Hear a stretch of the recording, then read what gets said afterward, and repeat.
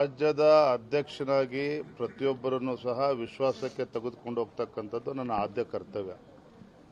ರಾಜ್ಯದ ಅಧ್ಯಕ್ಷ ಆದಾಗಿನಿಂದಲೂ ಕೂಡ ನಾನು ಮಾಡ್ಕೊಂಡು ಬಂದಿದ್ದೇನೆ, ಸತತವಾಗಿ ಮಾಡ್ಕೊಂಡು ಬಂದಿದ್ದೇನೆ. ಇನ್ನು ಕೆಲವರು ಪಾದಯಾತ್ರೆ ಮಾಡಬೇಕು ಅನ್ನುವ ಅಪೇಕ್ಷೆಯನ್ನು ವ್ಯಕ್ತಪಡಿಸಿದ್ದಾರೆ.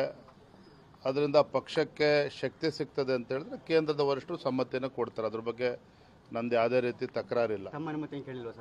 ಅದು ನಂದು ಯಾವುದೇ ರೀತಿ ತಕರಾರಿಲ್ಲ.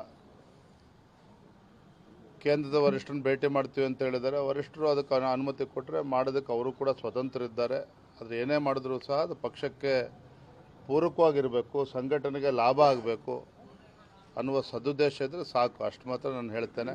ಸಿಪಿ ಈಶ್ವರ್ ಇವತ್ತು ಡೆಲ್ಲಿ ಹೋಗಿದ್ದಾರೆ ಸರ್, ನಾಯಕನ ಭೇಟಿಯಲ್ಲಿ. ಚನ್ನಪಟ್ಟಣ ಟಿಕೆಟ್ ವಿಚಾರ, ಚನ್ನಪಟ್ಟಣದಲ್ಲಿ ಸಿಪಿ ಯೋಗೀಶ್ವರ್ ಅವರು ಕೂಡ ಒಬ್ಬರು ಆಕಾಂಕ್ಷಿಗಳು ಅಂತೇಳಿ ಹಲವಾರು ಬಾರಿ ವ್ಯಕ್ತಪಡಿಸಿದ್ದಾರೆ ಅವರ ಅಭಿಪ್ರಾಯಗಳನ್ನು. ಅದು ತಪ್ಪು ಅಂತಲೂ ಕೂಡ ನಾನು ಹೇಳೋದಕ್ಕೆ ಸಾಧ್ಯ ಇಲ್ಲ.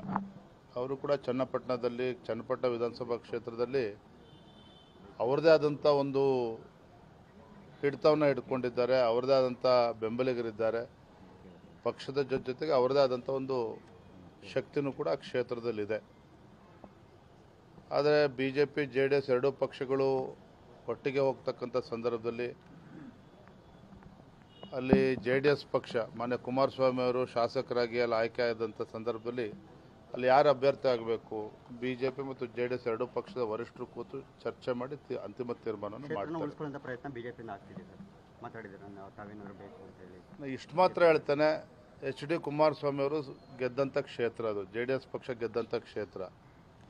ಹಾಗಾಗಿ ದೆಹಲಿ ಮಟ್ಟದಲ್ಲಿ ಎರಡೂ ಪಕ್ಷದ ವರಿಷ್ಠರು ಕೂತು ಚರ್ಚೆ ಮಾಡಿ ಅಂತಿಮ ನಿರ್ಧಾರವನ್ನು ಕೈಗೊಳ್ಳುತ್ತಾರೆ. ಅಲ್ಲಿವರೆಗೂ ಎಲ್ಲರೂ ಕೂಡ ಸಮಾಧಾನದಲ್ಲಿರಬೇಕು ಅಂತಕ್ಕಂಥದ್ದು